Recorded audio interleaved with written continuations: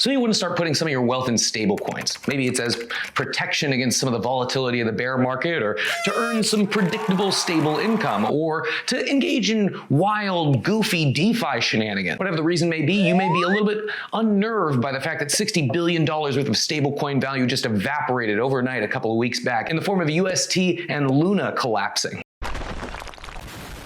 Well, in this series, I'm going to start reviewing almost all the major stablecoins to help you decide which is best for your investment strategy. And today we're talking about USDC, or USD Coin, which honestly is sort of a marketing coup on the part of Coinbase and Circle. It's like getting cars.com. A little boring, but people know what it is. It's the USD Coin.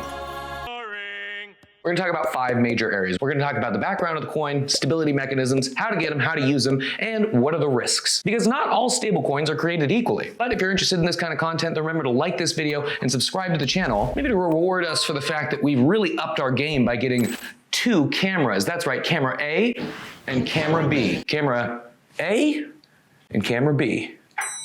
Our production budget has really just gone through the roof recently. Can't you tell? Look at this shirt. I have a lapel mic. But either way, remember, this is not financial advice. I'm just an idiot with a camera. Sorry, 2 cameras. Who gets to say I told you so a lot? So with that, let's get into it. As far as history is concerned, USDC was launched in 2018 by Center, which is a collaboration between Circle and Coinbase. You know Coinbase, that company that your uncle is constantly calling you about because he got fished and lost all his crypto? Either way, it's a regulatory-focused coin that's the 2nd largest by market cap, sitting at about $54 billion in total circulating supply. How does it stay stable? Well, let's talk about the mechanism. It is both centralized and collateralized, which means that the company Center holds bank accounts that theoretically can back up all the USDC in circulation. As far as understanding the composition of those reserve assets, USDC is actually one of the best in terms of transparency, giving weekly updates on its reserve breakdown, as well as monthly attestations done by Graham Thornton.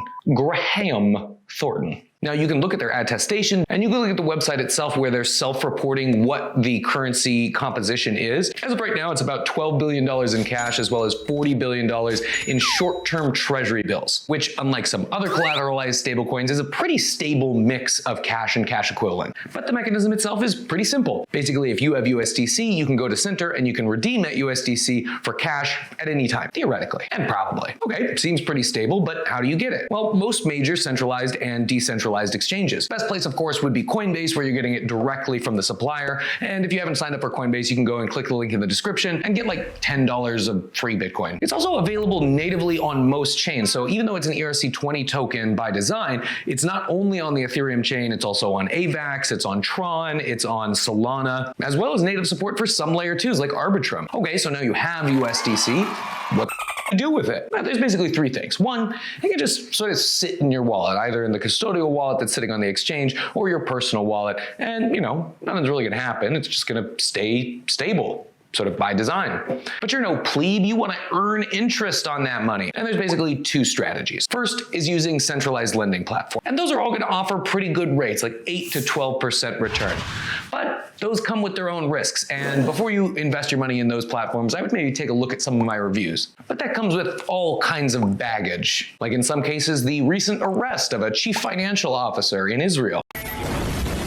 No, don't worry. I didn't mention Celsius's name. Yeah, no, I just made reference to that. That's fine. Yeah, as long as I don't mention Celsius by name, I'm sure they'll be cool with it.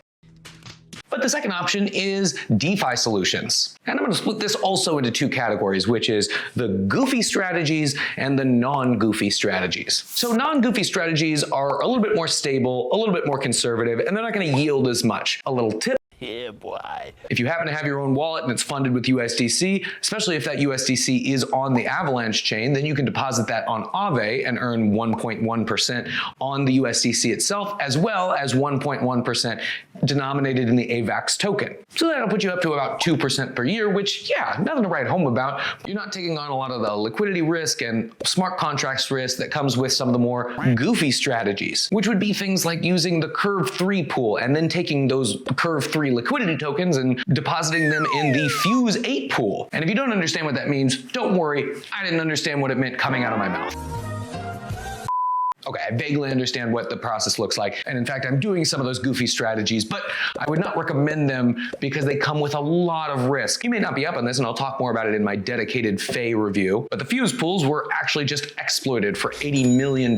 So you see the kind of risk that comes along with some of these more goofy strategies that may promise like 16 to 20% yield, and it's because you're engaging in other sort of yield-bearing activities, and so you start compounding the yield, but it gets so complex that at a certain point, hackers are bound to be looking for exploits in order to steal some of your money. You can stick with the safe strategies and, earn a modest 2% in a lot of cases, or you can go with some of the more risky strategies and earn a higher percentage, but also run the risk of completely zeroing out your balance. You can also go with, like I said before, something in the middle, which would be trusting a centralized lending platform with your money and then earning yield that way, which is going to fall between sort of the 15 to 20% returns that come over here as a result of some of the incentives that are being given by these wild, goofy pools, and the 2%, which is just sort of the stable, tested, compound Aave sort of strategy. So let's talk about the risks of USDC. And I'm going to break these down into categories as well. And first and foremost, let's talk about regulatory risk. Now, I see regulatory risk with USDC as being very low. They're regulatory focused. They're constantly talking to US regulators. They're trying to shape regulatory policy around stablecoins